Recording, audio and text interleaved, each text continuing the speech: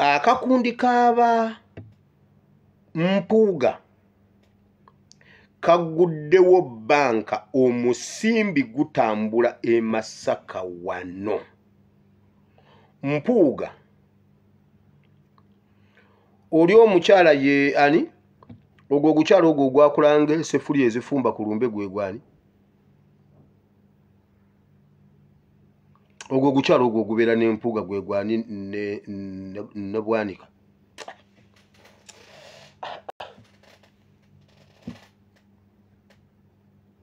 Lydia babiri yani waliwo gukazi ogwo guno gwali guweweeta omusajja omutwe kakande n'omusajja bamuyita Nnaku Musana namuba waako wano Juliet Kakande batambula bakozesa ekereziya eziri mu Masaka bakozesa structures za Buganda ne ekereziya eziri mu Masaka okusiruwaza abantu bataddewo ebibiina by'abakyala ebyenjawulo okubawa ssente okubavujjirira miliyoni 2 Kakande ateekayo emu simanyi gundi 2 kibiina ku kibiina bagaba obujanjalo obw'okusiga. So bwana mukulu oyo owessaza ekkulu ery'e Masaka angambye mwogere ye yanzikiriza omwogera okitegedde nkugambye bwana mukulu owa ekereziya katolika Ssaabasumba w'essaza ekkulu ery'e Masaka ne Ssaabakristu bangambye mboogere ensi etegeere nti bo tebabiriimu era temubanyiigira naye omusajja yeefudde ow'omutawaana mu kitundu ekyo ye musajja gwe bayita Nnaku Musana kuba Mpuuga atya abantu naye Nnaku Musana yeefudde ekirala asula atambula muba muli awo ng'akonkona n'obubiriiti busabbuuni obuntuntu ku muntu oli owa wansi asembayo atayina smartphone atamanyi bigenda mu maaso atamanyi kiki Mpuuga kyakola Masaka wano omusimbi gutambula nga bw'okiwulira ate bo bagamba baagala kimu ssente. So bwana mukulu ampadde ennamba zino ez'omwami oyo ayitibwa Nnaku Musana. Ennamba ya Nnaku Musana gule ennamba zenna zibawaako naye ne mumulumbamukko naye ne mukomaawo ekikumi ye yatandise dde okigaba Mpuuga. Ennamba ya Nnaku Musana eri 0701 34 98 94 070 34 98 94 eyo ye nnamba ya Nnaku Musana eya Airtel. Eya MTN eri 0782 34 98 94. So yemu naye ekyusa koodi zino endala ze zimu 0782 34 98 94 eyo ye nnamba ze nnamba za Nnaku Musana. Ekereziya ebasaba mubataase ku Nnaku Musana. Ekereziya okuva mu Masaka esaba tugitaase ku Nnaku Musana. Ssaabasumba w'e Masaka abatumidde nnyo ne bwana mukulu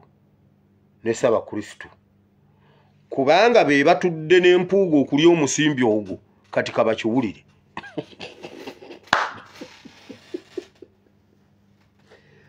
Nange bana abasajja anyway Ssaabasumba abatumidde bayiza wete mulowooza mbuno byakusaaga mumutaaseeko abasajja abo.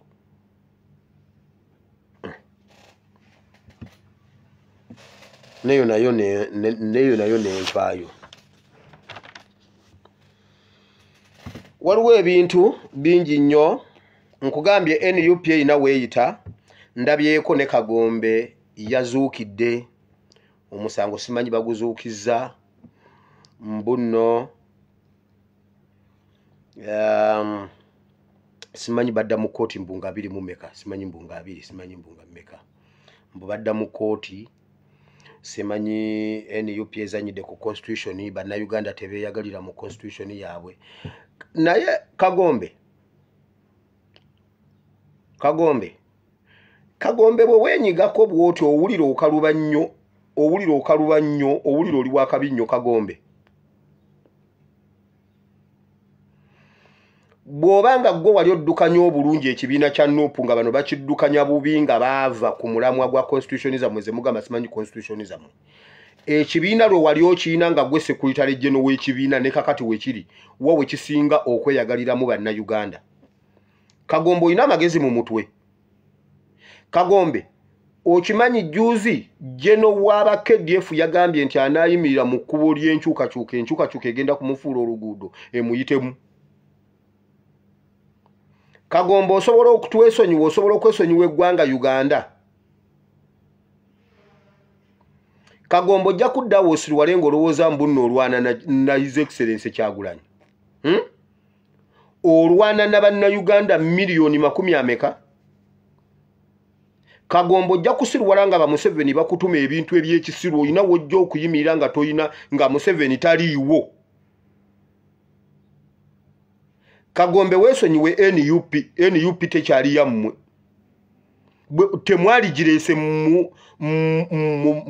temwandigirese mu bantu eyo NUP kati bagiinvestinzeemu abantu bagiinvestinzeemu omusaayi gwabwe Kagombe genda obuuze Godfather kiki ekyamukakkanya Godfather akikubuulire bw'ogaana omanye ekyakakkanya Godfather omuvubuka gwe bayita Kunga omujjukira omanye ekyakakkanya Kunga ng'oggyeko okumumenyera enju ng'oggyeko nnema okumumenyera enju ye omanye ekyakakkanya omuvubuka gwe bayita Kunga genda obanoonya abo babiri obabuuze ojja kutegeera ekikwatagana mu revolution eno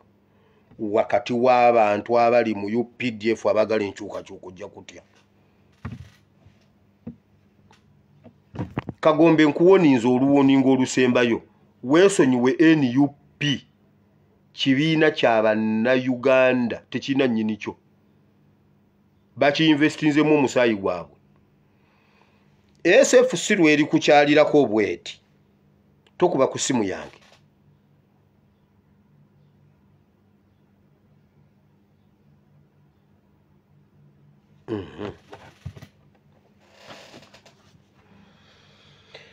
nkugambye tulina entalo mpitirivu nnyo nakugamba olutalo olunene His Excellency lwalina